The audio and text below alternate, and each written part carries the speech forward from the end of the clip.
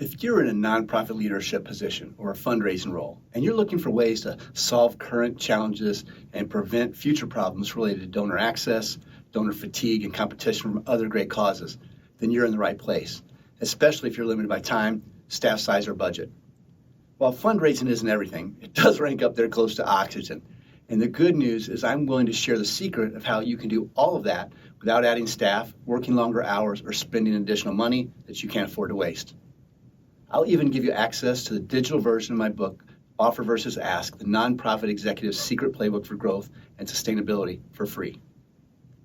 Visit the Nonprofit and Association Partners page at workforcealchemy.com, and you can download your own copy instantly for free. My son Clayton, co-author of the book, Offer versus Ask, the Nonprofit Executive's Secret Playbook for Growth and Sustainability, experienced his first fundraiser as a class project in his entrepreneurship program at Wichita State University.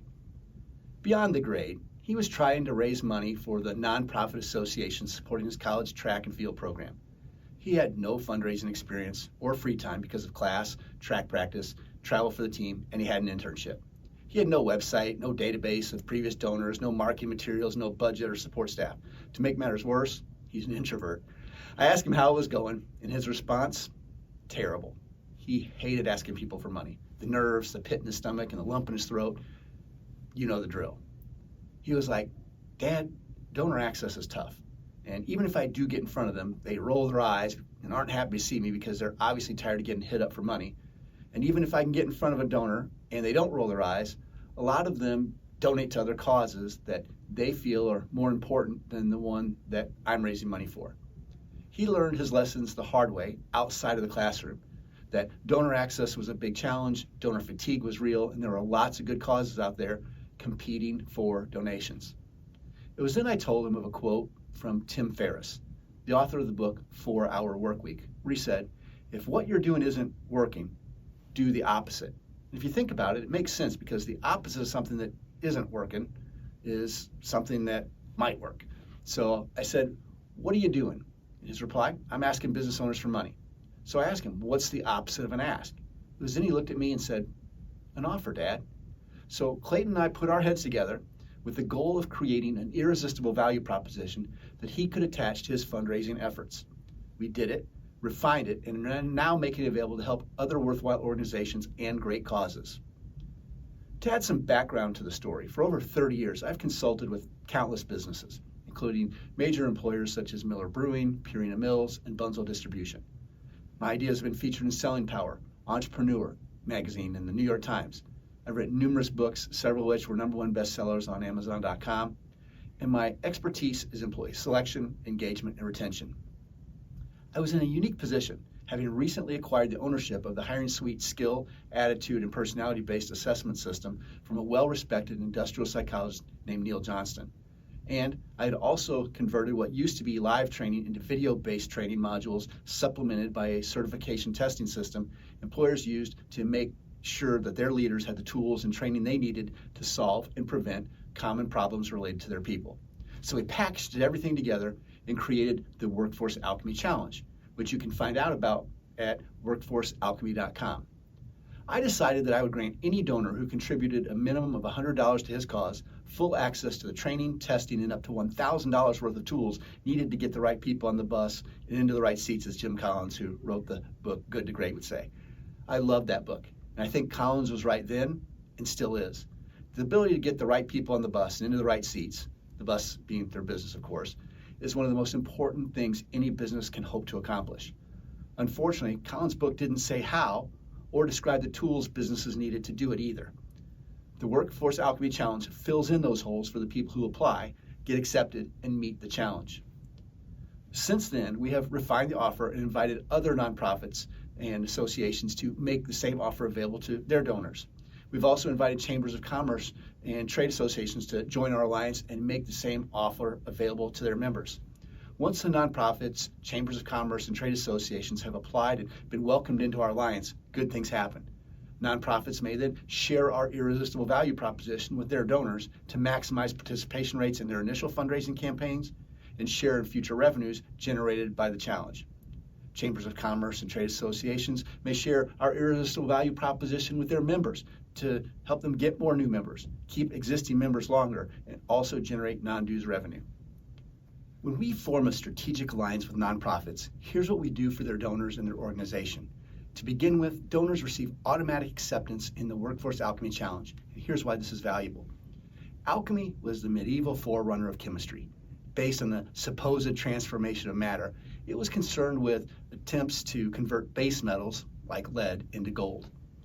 Workforce alchemy is kind of like that, except with people and businesses. It's all about making them more valuable. Some businesses are good at employee selection, some are good at engagement, and others are good at retention, but almost none of them are good at all of those things.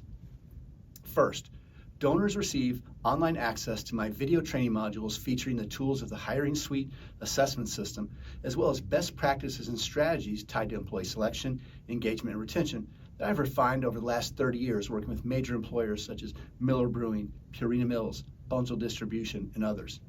These ideas, strategies, and tools can also help small and medium-sized business owners save years of hard work and perhaps tens if not hundreds of thousands of dollars by solving and preventing unnecessary people problems before they occur. Second, donors also receive access to Workforce Alchemy certification testing, and individuals who pass the Workforce Alchemy certification test with a score of 80% or better will earn a Workforce Alchemy certificate and $250 worth of Hiring Suite assessments featured in the video training modules that they can use to make better personnel, management, and leadership decisions faster. It's about making their people and businesses better as soon as possible. Now, an unlimited number of managers, executives, and owners may access the training videos, take the certification test, and earn their certificates. However, there is a limit of 4 people per company who may earn $250 worth of assessments. So there's a maximum of $1,000 worth of assessments available at no charge per company. What does the nonprofit receive? First, the nonprofits we strategically align with will get authorization to guarantee acceptance in the Workforce Alchemy Challenge to donors who identify an affiliation with their organization. That means their donors get access to the video training modules, certification testing, and up to a maximum of $1,000 worth of assessment tools.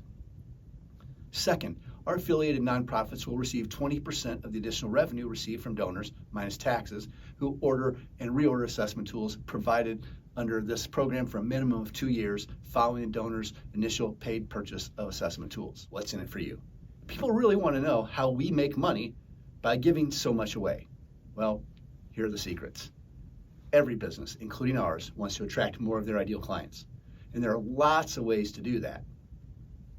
But instead of investing all of our marketing resources and advertising trying to convince potential clients that we could help them, instead, we wanted a way to show results and actually help business owners first by giving them tangible, measurable improvements that they wouldn't have gotten otherwise. We also wanted to take away any and all financial risks associated with using our services. And last but not least, we wanted to reallocate and redirect investments that we would have otherwise made in online advertising to go to worthwhile organizations and businesses who joined them instead. Given the choice between giving more money to Facebook, Google, and such, we'd rather give it to organizations like yours and the member companies who support you.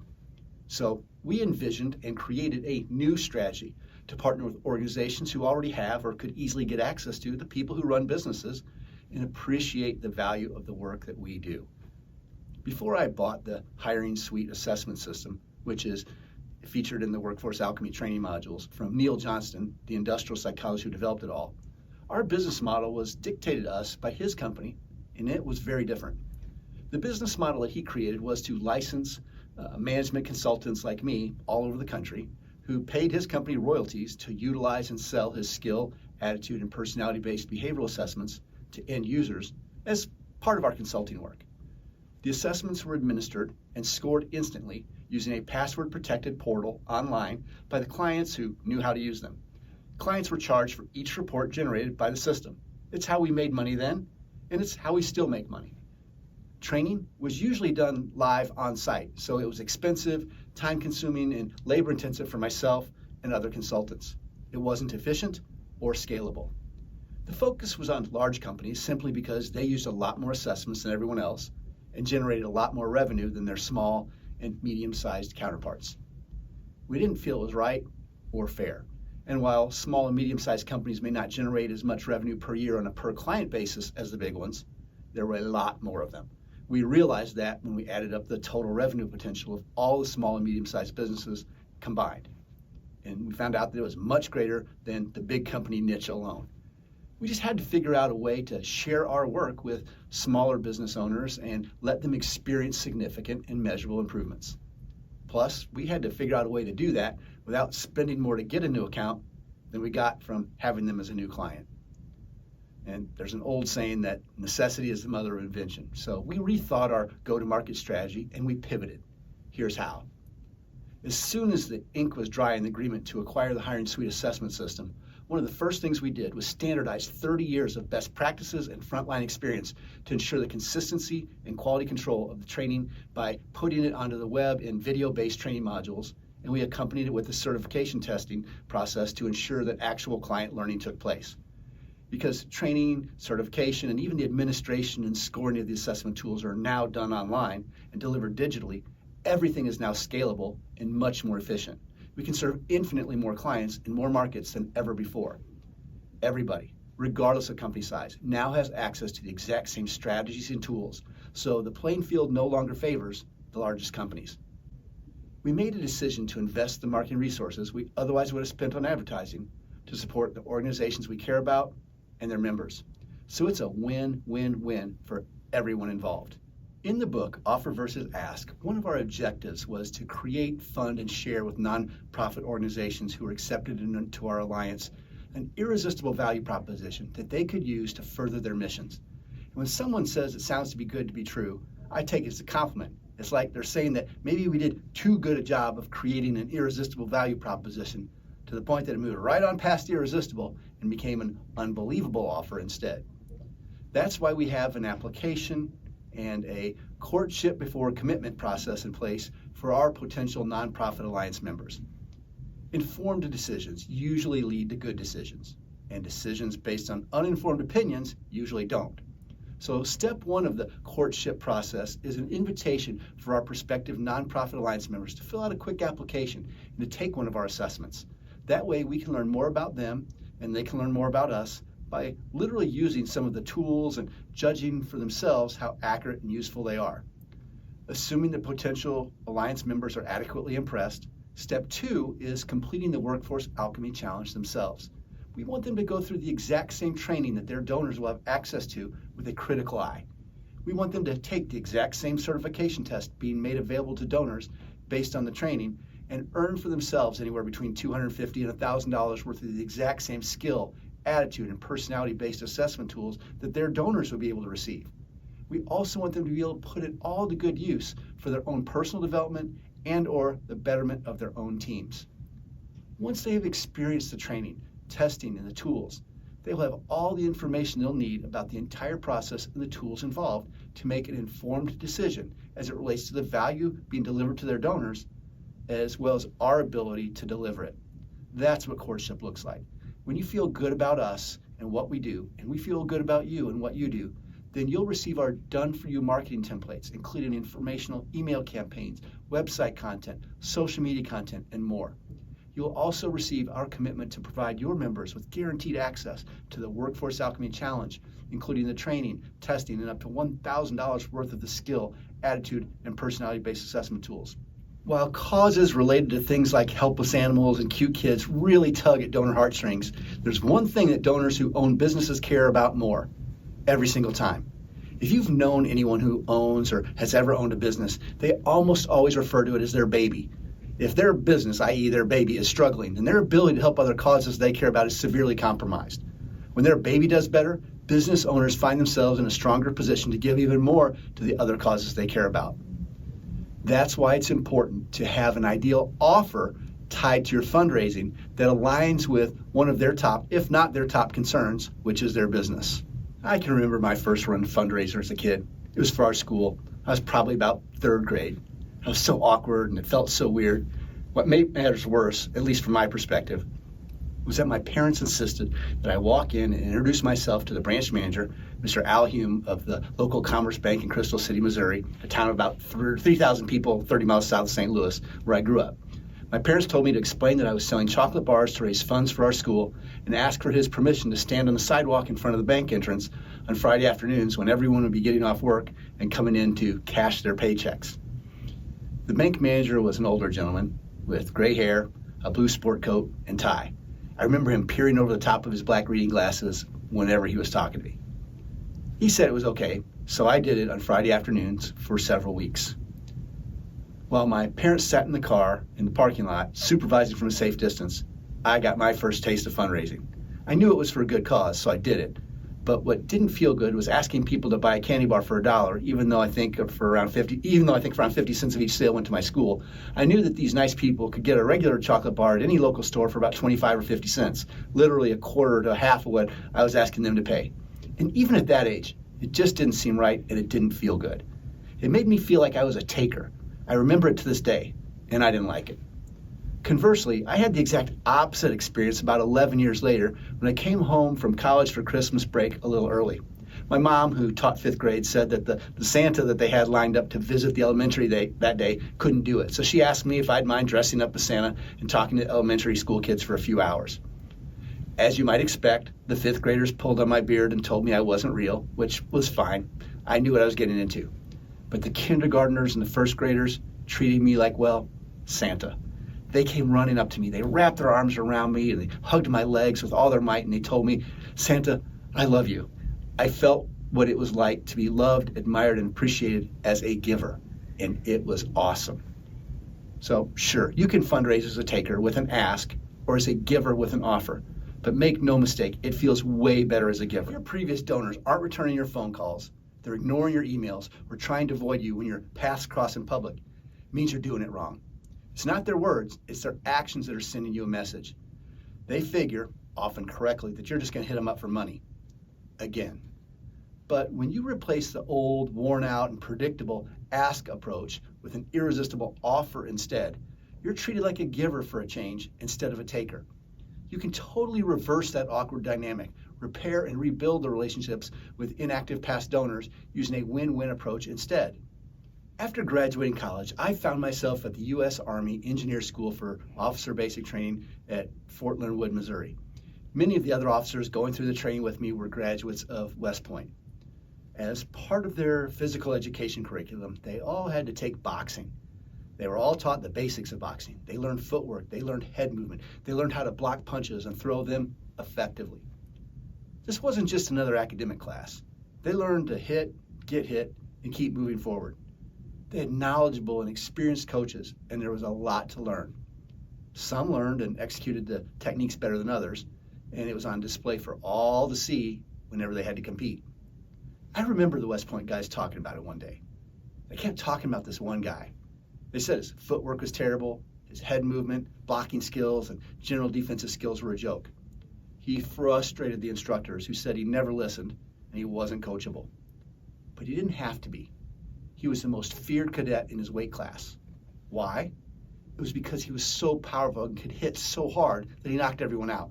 He stalked his prey, absorbed their punches, and waited for his window of opportunity to deliver the knockout blow, and he did every single time. There were plenty of guys with better skills, more speed, better timing, and better technique. Those guys did what the coaches told them to do. It was futile, and none of it mattered against this guy. He didn't try to be like everyone else. He doubled down on what made him special and didn't worry at all about the skills that he didn't have. What does this have to do with you and fundraising? Maybe everything.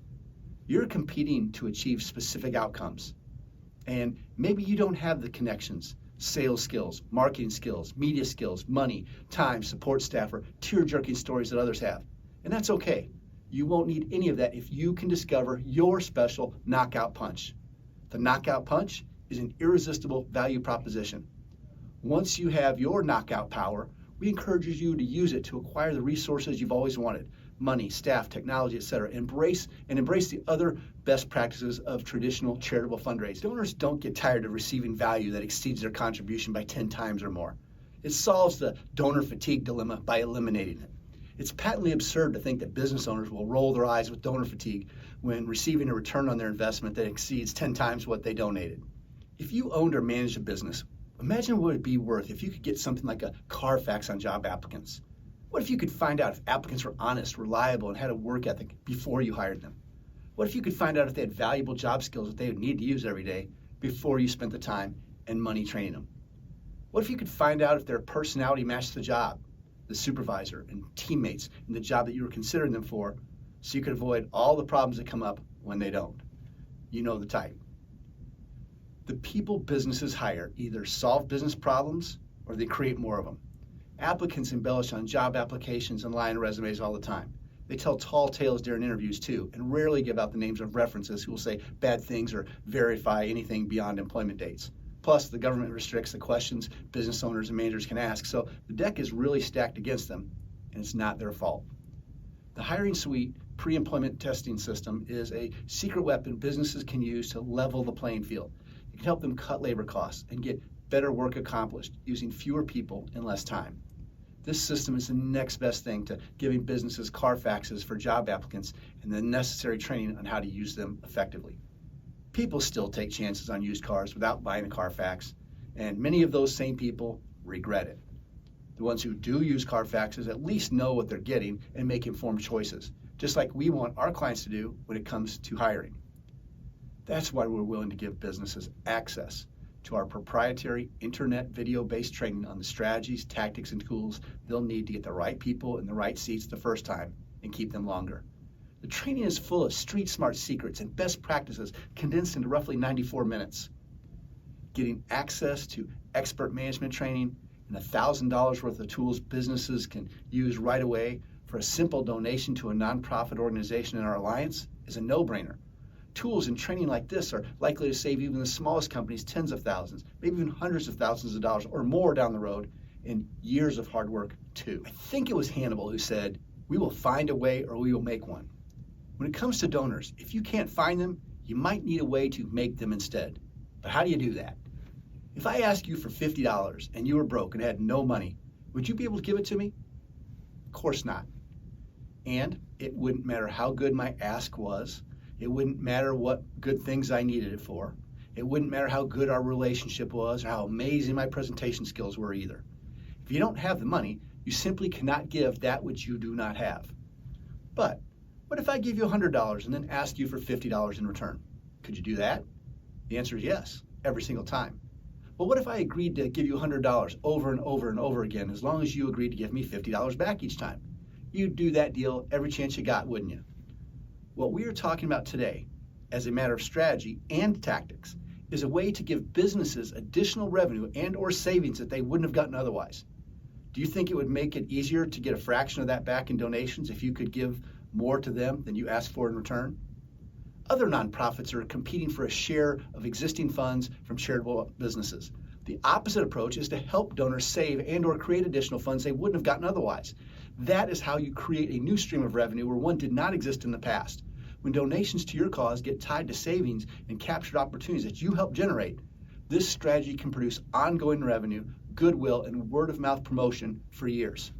More than 30 years ago, when I was a brand new second lieutenant in the Missouri Army National Guard, I had a conversation with Colonel Calvin Broughton. It was about the 4 ways of getting things accomplished. Colonel Broughton pulled me into his office and grabbed a paper and a pen. He then drew a matrix consisting of 2 columns and 2 rows by drawing one big square with a line going right through the middle from top to bottom and another going through the middle from left to right to create 4 smaller squares. Colonel Broughton told me there was a wrong way to do things and a right way to do things. Then he labeled the first column wrong and the second column he labeled right. After that, he told me there were hard ways to do things and easy ways to do things. He then labeled the top row easy and the bottom row he labeled hard.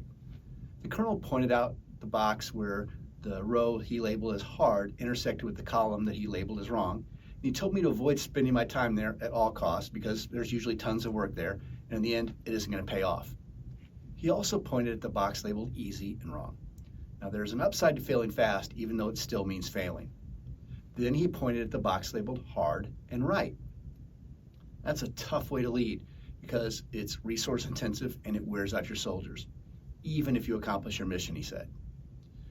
Finally, Colonel Broughton pointed to the box where the row he labeled as easy intersected with the column he labeled as right. I smiled because I knew that that's where the colonel wanted me to spend my time. As you explore the concepts in our book, Offer versus Ask, you'll soon realize that the offer, when done correctly, is the easy and right way to make rapid progress towards your goals. You're also likely to discover that the ask, when done correctly, is the hard and right way to make progress towards your goals. They both work. One is just way harder and takes longer than the other, but they are not mutually exclusive approaches. Ideally, you can and should use both. What are the two biggest differences between an ask and an offer? I believe it's participation rates and unpaid promotion. Consider this. If I walk down the street and ask 10 people for $1,000, I'd very likely get told to kick rocks, pound sand, and get lost. It's very likely that the participation rate in that little experiment would be 0. Conversely, if I walked down the street and was giving away $1,000 cash to anybody walking by, I would hope that they'd all say thank you, and I'd expect a participation rate of 100%. Following the same example, when asking people for $1,000, I would not expect any of them to encourage others to talk to me. In fact, I'd expect them to tell others to avoid the weirdo asking for $1,000. Conversely, if I was giving away $1,000 to people on the street, you can pretty much bet that those people receiving it would tell others. It would only be a matter of time until I had a mob of people all wanting to get some free money as well before it ran out. That is the difference between an ask and an offer, and it's a big one. People ask me sometimes, what if we like the offer versus ask concept detailed in your book, but don't want to use the offer that you've created or target business owners or potential donors? Well, when we set out to create a newer, different, and better approach to fundraising, we wanted to create something that every nonprofit organization willing to talk to businesses could use and execute. We also considered some very important guiding principles that, when built seamlessly into our approach, would maximize the probability of success. And here's what we came up with. 1, it's better to attract donors than to pursue them. 2, getting one charitable contribution is good. Getting ongoing contributions is better, but getting both is the best. 3, donors shouldn't have to overpay for products or services just because it's for a good cause. 4, donors shouldn't be sold things that they don't want or need just because it's for a good cause. 5, donors should get more than temporary warm fuzzies from their donations, preferably substantial ROI that makes their lives and or businesses unquestionably better. 6, fundraising activities should initiate, strengthen, and perpetuate relationships between donors and recipients. 7, irresistible value propositions maximize donor participation rates. 8, irresistible value propositions generate referrals because donors tell others who wouldn't have known otherwise. 9, irresistible value propositions don't require motivated or skilled fundraisers because they accelerate, amplify, and perpetuate fundraising all by themselves. And 10, some hesitant donors will contribute to avoid feeling guilty once. And while some donations might be better than nothing, in the long run, it might not be, because those same donors might choose to avoid you in the future. If there is some reason your nonprofit does not want to talk to business owners, and you want to create your own irresistible offer instead of using the one that we did for you, then I would encourage you to look at each of the 10 parameters, guidelines, or whatever you want to call them, and make sure that the offer you are creating is in alignment with as many as possible.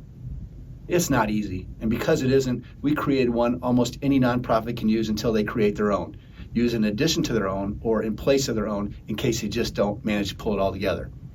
Well, you might not think our done-for-you offer is a perfect way to replace or add to your current fundraising efforts. That's okay. It doesn't have to be. Sometimes excellent now is better than perfect never.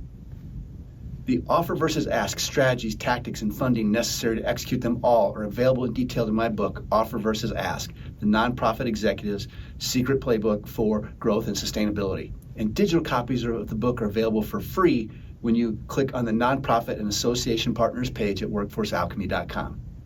You're also invited to apply for acceptance into our alliance in order to tap into all kinds of additional financial resources and support mechanisms that can be made available to your organization at no charge.